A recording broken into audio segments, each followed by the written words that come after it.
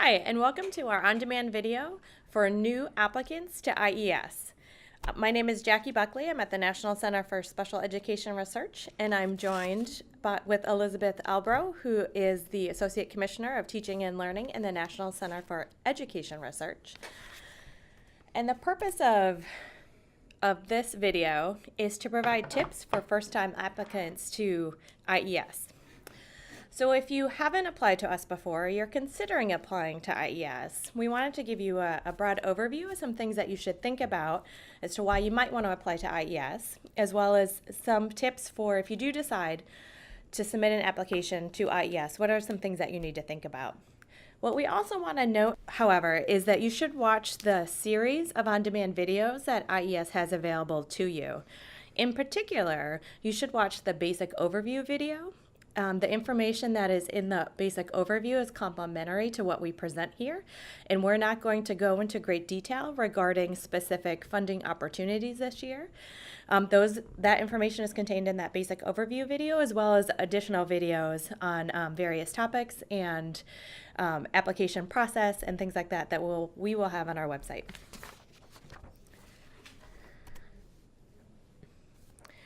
So if you're not familiar with IES, I just want to provide you an overview of who we are. So IES is the independent research arm of the U.S. Department of Education.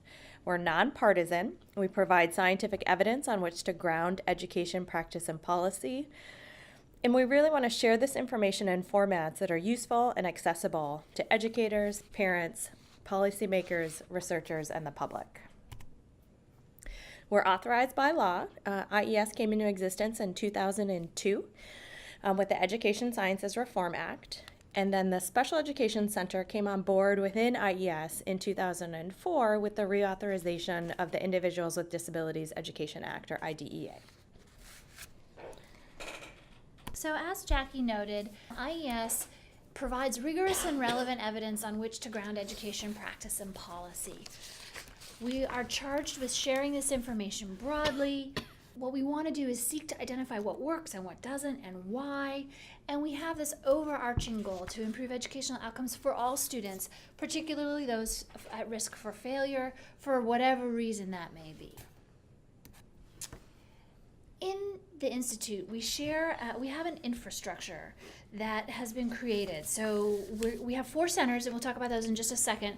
But one of the ways we like to think about the work that we do is we talk about going from research to practice and back again. So you'll see that the 4 pillars that support our bridge begin with the data that's collected by the National Center for Education Statistics, through the research and evaluation support that we provide in our research and evaluation centers. We also provide substantive training in methodology for researchers and for students.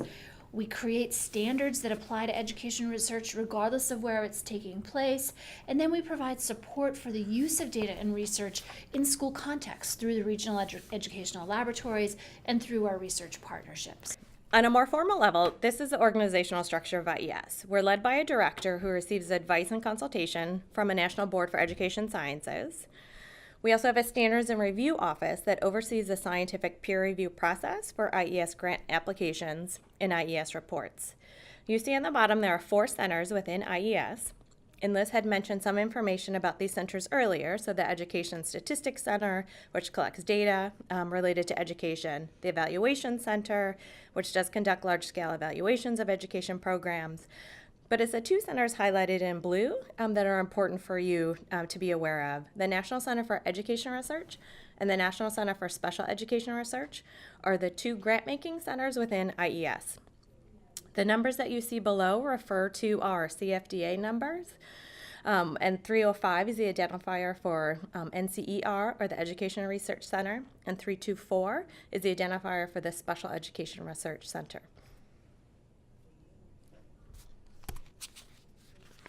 So how does IES operate? We had mentioned earlier that we're independent. We're the independent research arm of the Department of Education. And again, we are nonpartisan, or nonpartisan by law.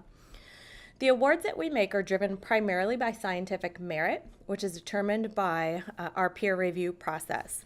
One important aspect to IES program officers is that we are available as a resource to you throughout the process, from idea generation through application preparation and for consultation during the revise and resubmit process. So basically, we can help you as much or as little as you want. So definitely use us and use us as a resource to help you think about ideas all the way through drafts of applications. And we'll go over that in a little bit more detail later in this video. So why would you apply to IES? So if you've thought of us, or if you haven't thought of us, hopefully you are thinking of us now. So what would make you apply to IES? If you're interested in working in schools or other authentic education settings, certainly consider applying to IES. If you're interested in improving student education outcomes, and if you're committed to sharing your research findings with education practitioners. So really, if you want to improve student outcomes, you're working in education environments, and you're really interested in disseminating your work, not only in scientific venues, but also to practitioners, to key stakeholders in education, IES is certainly an agency that you should consider. So what makes us different from other funding programs within the Department of Education? One big one is that our grant funds are to cover research and not program support. So if you're interested in developing a new program or funding for a particular education program, IES is not the agency for you. It has to be a research study related to a particular program, perhaps, or an intervention. What also makes us different is, as we say, a good application is a good application. We don't have priorities or competitive preferences that result in extra points for applicants. Other programs and certainly other agencies may have competitive priorities. So if you address your application to a particular priority, you'll get extra points or bonus points that might give you a leg up in that review process. But we don't operate that way. Like we say, a good application, it doesn't matter what particular topic or what area of research you're applying to. The other thing that's a little bit unusual in IES compared to other programs is reviewers have flexibility to assign points based on overall scientific merit. So we don't have a rubric that reviewers have to follow when they assign scores to our grant applications. They look through different sections of your application, and at the end of the day, once they've read your entire application, they reflect on the quality of the scientific merit of that application and then assign scores accordingly. And so they can weigh different sections of your application as they see fit and how it fits to that overall scientific merit of your application.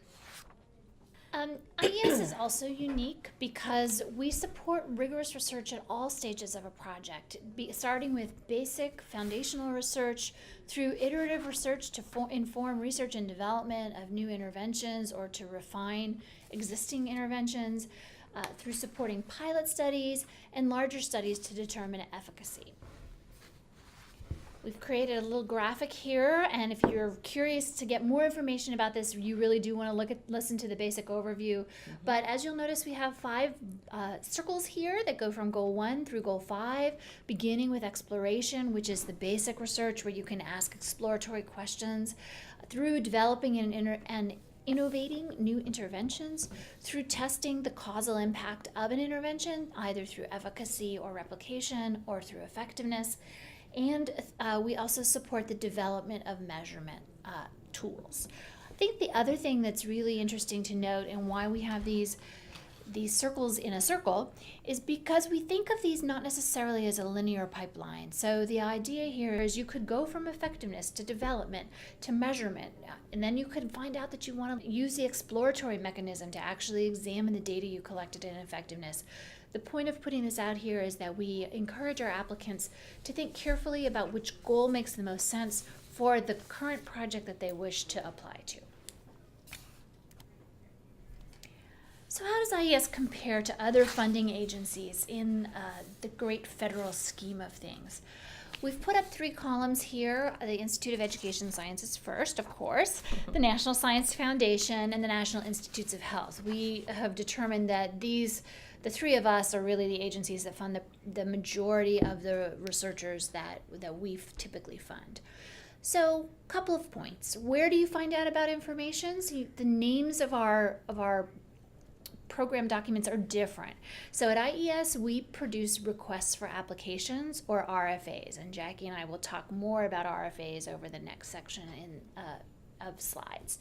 In the National Science Foundation, they typically put out requests for proposals, or they'll put out Dear Colleague letters, which provide particular guidance around particular topics. For the NIH, they put out parent announcements, which are in many ways equivalent to our requests for applications. And then they have equivalent documents like Dear Colleague letters if they're really trying to direct a research community to a very specific program. A second point to think about as you're trying to figure out what makes IES different or what makes IES the same is to look at who manages the peer review process. IES and NIH follow a very similar process where we have independent scientific review offices. Ours is called the Standards and Review Office. NIH is called the Center for Scientific Review. And these offices manage the review process entirely independent of the program office side of the house. So program officers here at IES actually play a unique role, which we will talk additionally about over the next few minutes. For NSF, on the other hand, the program officers themselves actually manage the review process. So this means that the advice that they can provide is somewhat constrained, given that they actually are playing a substantive role in making final decisions about who receives the award. What about the program officer's role? I've alluded to that in what I just stated. So how much or how little can you share with the program officer about the work that you're proposing to do? And how much help can you expect the program officer to give you? I think at IES, I'm pretty sure I'm on safe ground saying this, at IES I think we provide the most advice of any federal agency that you're ever going to find. Because of the structure that we have and because of I think in part because of the individuals who we have in our house, in our office, we provide a lot of advice. Like we said, you can reach out to us with an idea, and we will provide feedback all the way along the line, including reviewing full or partial portions of your application prior to submission. For both the National Science Foundation and the National Institutes of Health, they provide some information, but most of that information is really directing you toward other documentation that's available, or saying, this idea is really not a good fit for this particular program, you should talk to this other person. So if you want substantive help, I think IES is the place to go.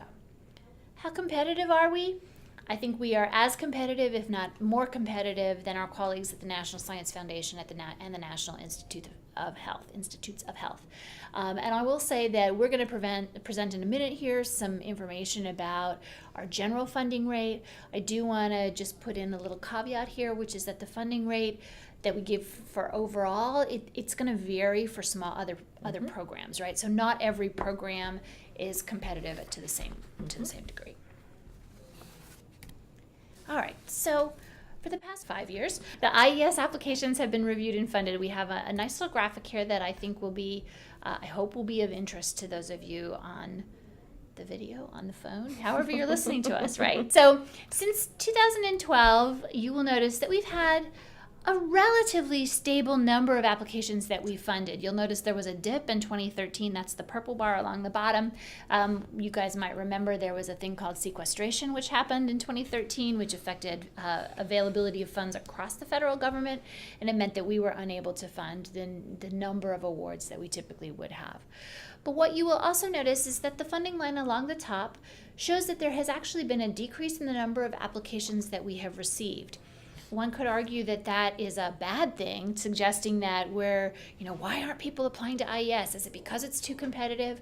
We actually believe that the reason that we see what I would call perhaps a leveling off in terms of the number of applications that we're receiving is that applications that were just inappropriate, perhaps applicants who had applied to other programs in ed and misunderstood the type of work that we supported, have realized that IES is not an appropriate funding home, and so have moved to other more appropriate offices.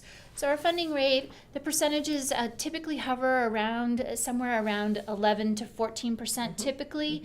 Again, it's going to vary year to year, and it will vary competition to competition, but we're certainly in line with the National Science Foundation and the National Institutes of Health in terms of our competitiveness. So the request for applications is your go-to document. It is the first thing that you should download or the first thing you should review when you are considering putting in an application to the Institute. It is your guide. It will take you from, like a program officer, it will give you information from the get-go in terms of thinking about what ideas you might want to generate, all the way through how you need to prepare the application, where you need to submit it. It's also important for you to review it because the request for application is what reviewers are expected to refer to as they're evaluating your application for its scientific merit. So what is in each request for application? And as Liz said, this is an extremely important document for you to become intimately familiar with because it does contain a great deal of information that will help you with your application. One, we provide an overview of that particular competition and general requirements for that competition. And those may vary slightly depending on the competition, and so you need to pay careful attention to those, as well as topic requirements. And the topics are areas of research to which you would apply. It is a field-initiated endeavor, but we do constrain in some ways the types of research or the topic that you can focus on. They're very broadly written, though, so we are the Department of Education. You'll see things like reading, writing, math, science, as well as social and behavioral outcomes, etc.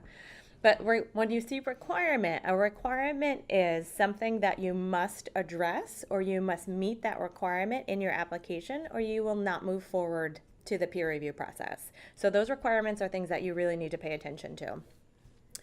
You remember the circles and the goals are the types of projects that we fund. We detail out all of those research goals in the request for application as well. We include in there competition regulations and the review criteria, the general review criteria that reviewers will look at, and so you should be aware of those. We also provide a great deal of information about preparing your application and submitting your application. So how are our RFAs different from some of the other agencies, maybe the RFPs or the other things that Liz had mentioned, comparing us to other agencies? One is we provide a great deal of detail in our RFAs, much more so than most other agencies. And again, we spell out those requirements, which I mentioned, that you must meet to move forward to the peer review process. But we also spend a great deal of time listing out recommendations for strong applications.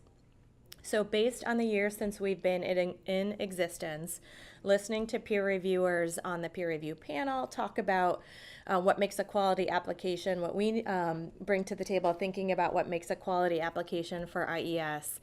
We detail all of those recommendations out for you in the RFA, so if you address those, we strongly recommend that you address those recommendations, which will improve the overall quality and the strength of your application.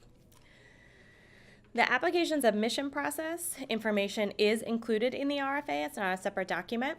And so all the information that you need is in the one document if you download that RFA.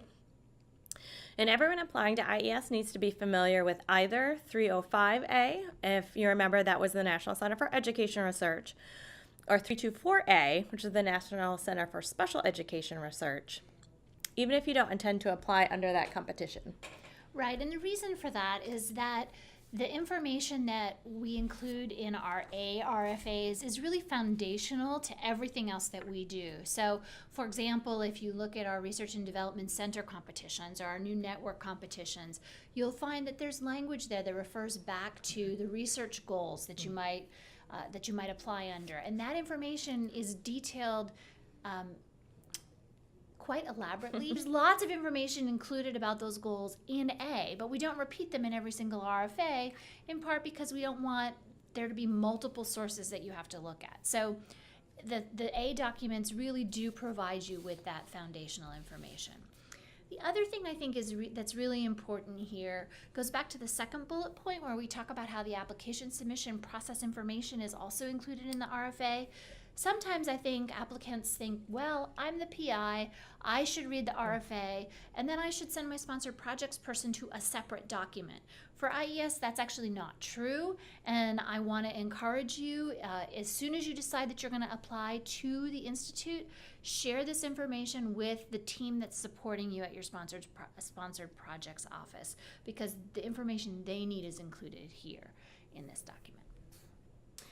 Another part of the RFAs that I think is a little bit different than other RFAs or other RFPs that you're going to find is that we have an explicit call for planning for dissemination at the outset.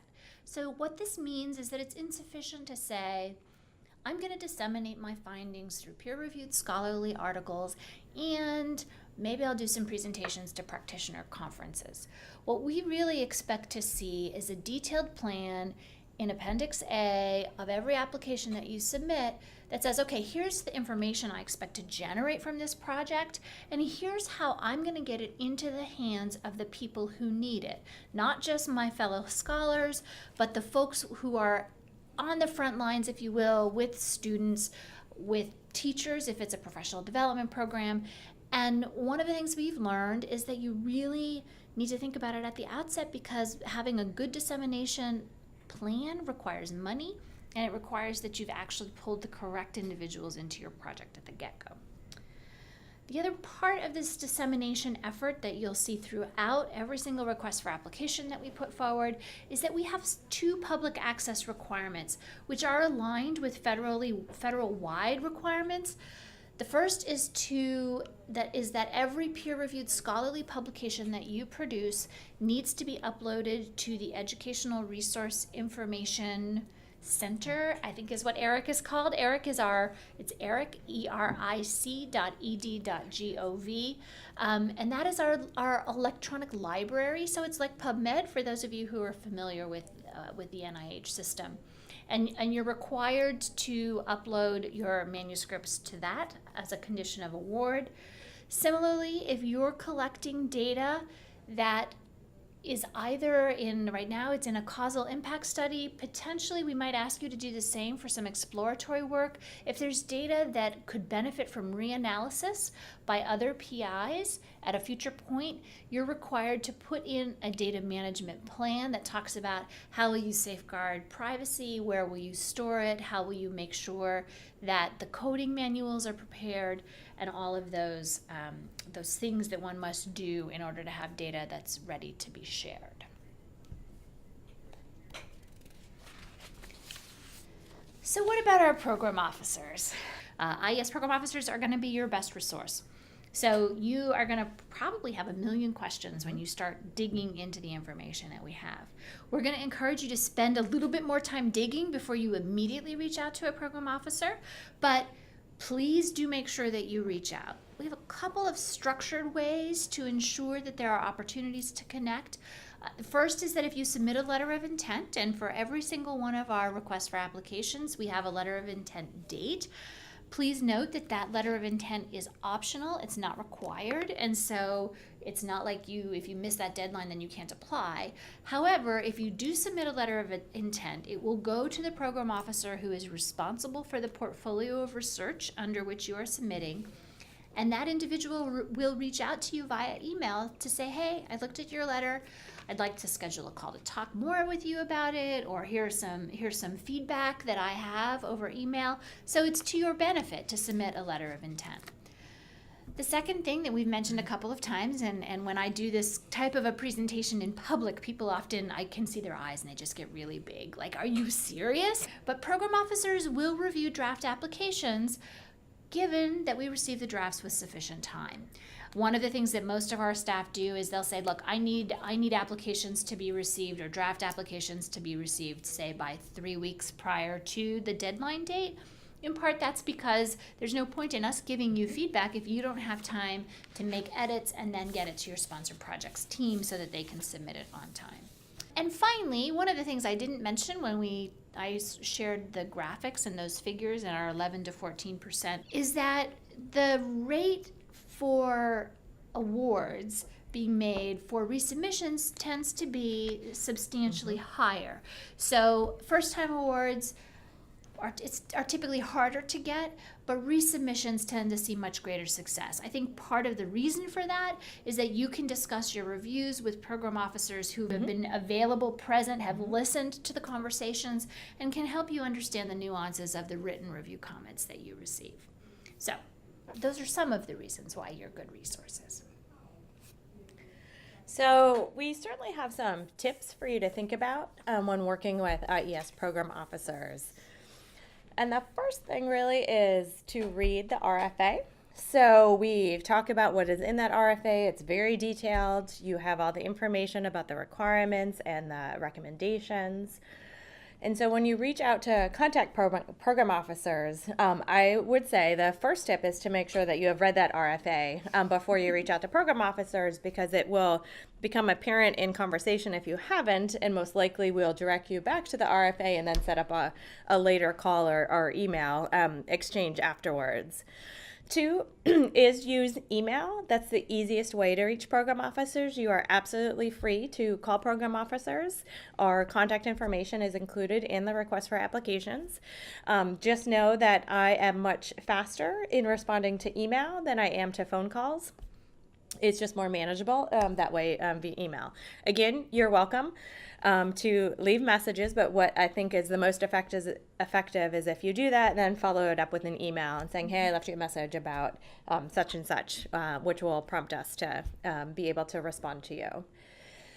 Another tip for working with us is send us just a short synopsis of your initial idea for a research project, and that's something that we can then go off of and respond to what you have written and help think through your particular idea or your application. You can cold call us, or we can reach out and with having no description to go off of, and that's fine. We can have those conversations, but I find it much easier to respond to something written, so we can talk in more detail than talking without having any kind of description in place. And another reason why it's really helpful to have a written description ahead of time is that if then we need to call in another program officer, we can do that ahead of time. So it means we can schedule a single phone call for all of us as opposed to scheduling multiple calls. Great. And when you look at our request for applications, you'll see, as we had mentioned before, various topics or areas of research to which you would apply, as well as those research goals. And sometimes it's not always clear as to where your particular research idea would best fit. So you may have an idea that when you read it, well, it could go to an early childhood topic, it could go to a reading topic. If you're interested in pre-literacy or literacy, maybe you have something that you think is pretty much developed and you're ready to test it, but you might want to still tweak it a little bit in intervention, and you're not sure, is that a development project or is that something where I'm ready for testing? All those kinds of questions are absolutely appropriate for program officers, and we can help you think through those different options and help you determine what is the best fit for your particular research idea and your research plan.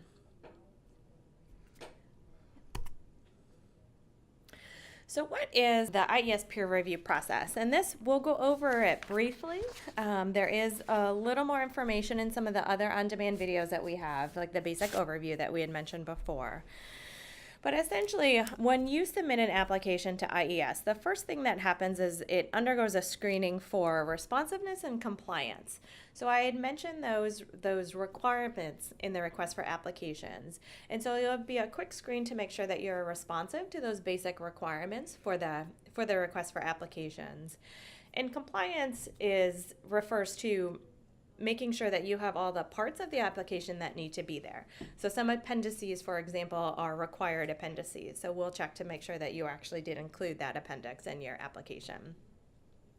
And then this is where our standards and review office really takes over, and they arrange the peer reviewers, they assign applications, and they oversee that whole process. So if your application is determined to be responsive and compliant, then it will move forward in the peer review process. And then our Standards and Review Office assigns your application to reviewers. Depending on the type of grant that you're proposing, the complexity, etc. Usually you'll have at least 2 reviewers. Sometimes, again, depending on the application, 3 reviewers or more, depending on your particular situation. But 2 to 3 reviewers is standard. And they make those assignments based on your particular, the area of expertise that's needed to review your application. If you have unique methodological requirements, you need someone with unique methodological skills. They try and find reviewers who have the expertise that is going to be needed to be able to review the scientific merit of your application. So that is the other reason that it, even though they're not required, when you submit a letter of intent, and we become aware of if you have any unique needs, if you're in a kind of a niche research topic that might require a particular area of expertise, and if you give us a heads up on that in the letter of intent, that helps with the review process, and we can give that information to our Standards and Review Office. So once reviewers read your application, they write a written review independently for your application. And once all those reviews come in, the Standards and Review Office summarizes all those scores across your 2 or 3 reviewers. And all the applications are rank ordered, and we have what we refer to as a triage process. So only the most competitive applications move forward in the next step of the peer review process to our panel reviews. So if you have an application that is triaged, meaning you don't move forward in the peer review process, you will get all those written reviews from your reviewer. So you'll have access to those detailed reviews. What you won't get is a score. Only those applications that move on to the panel reviews get scored. The panel reviews consist of 15, 12, 17, depending on the number of applications and the topic area, etc. We have standing panels at the Institute that review applications. So for those panels, as I say, we have standing review panels. So there are some panels that exist every panel review. And on the next slide, we'll talk about who our panel reviewers are. And then during the panel review process, the applications are discussed by your primary reviewers, those folks who did those written reviews for you. They will present your applications to the full panel, and then there's a discussion about the quality of the scientific merit of your application, the strengths and weaknesses, and the overall feeling about the quality of your application. And then, as I mentioned, with the scoring for the triaged applications, you will not receive a score, and that is because during the paneled applications, the scoring often changes. So very rarely does an application come into the panel discussion and the panel review process and leave the panel review process with the same exact score. And so it's not comparable for applications that don't go through that peer review process. The scores are not comparable. So that is why we don't give scores on the triaged applications. But you will receive a final scientific merit score on your application that was paneled, as well as individual section scores. And we talk a little bit more about that in the basic overview video as well. We do have on our website, which is ies.ed.gov, a lot of information about IES, but also if you're interested in who the peer reviewers are, because we do get that question a lot of who is reviewing my application.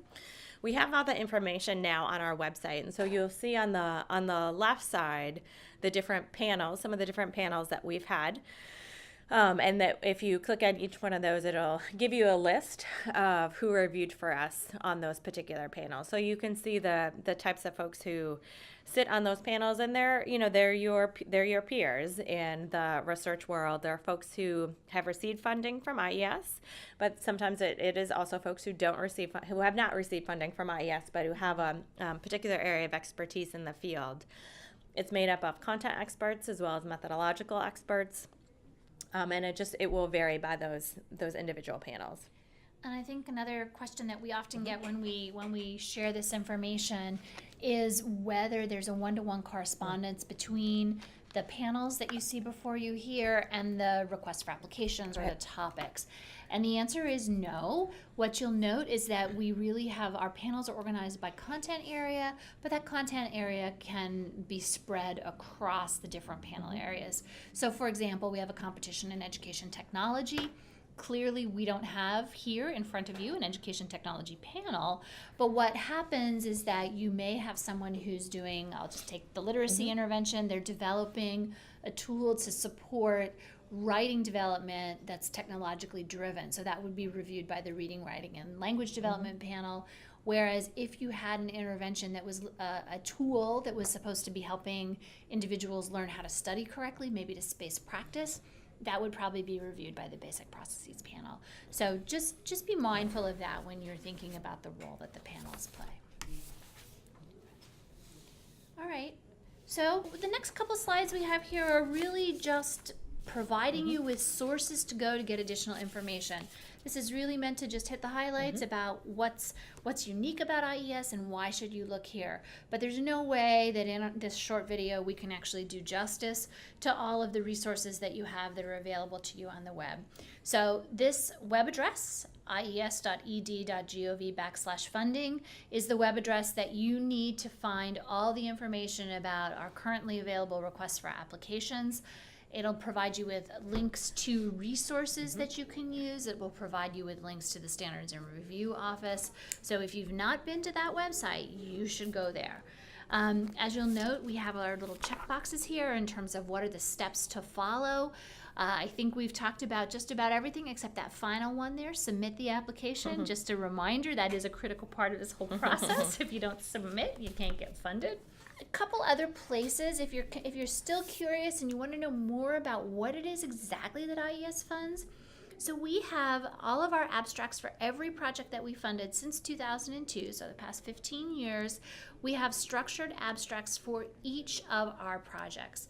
If you were to click on any of those buttons here, I'm just sort of thinking if you wanted to find out what a researcher who you knew, whether they'd been funded, you could click on the downward arrow where it says principal investigator, find that person's name, click there, and then you would end up with a link of all those projects and lots of information about it. So if you're curious about a particular program, if you're curious about a particular content area, I would encourage you to spend some time exploring and look at the kinds of work that we funded.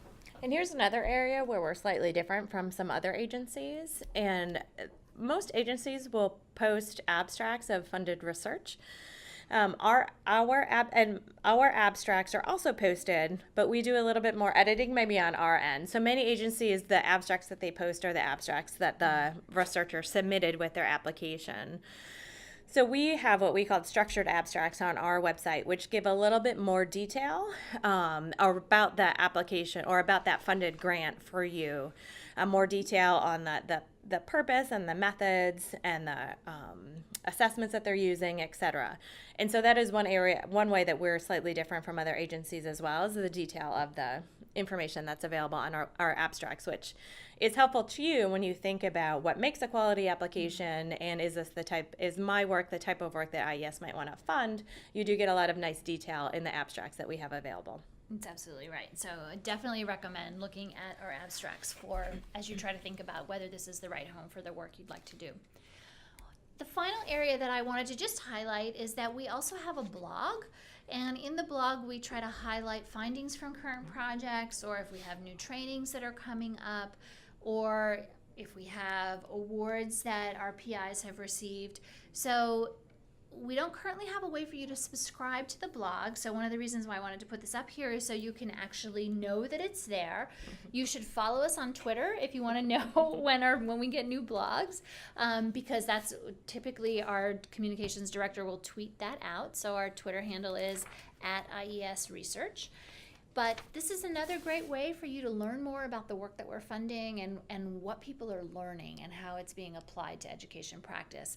Remember, at the very beginning, we talked about how the critical importance for us is not only supporting the research, but getting the research back into the hands of the people who are working with our students on a day-to-day basis so that they can change practice. And I think the blog is a nice forum that we can use to actually showcase the kind of work that's happened. All right. So I think that's everything for us. I think that we've put our email addresses here, so you can certainly reach out to us directly if you have questions. I've included our Twitter handle there, and we also have a Facebook page for those of you who are on Facebook but not Twitter, or vice versa. But I really would encourage you to follow us on both of those, because that's another great way to know about new competitions that are coming out, to know about new findings, and it's just a great way to learn more about the work that we are supporting. All right, so thanks so much for listening. We're really glad that you're here, and we hope that we'll see applications for you in the future.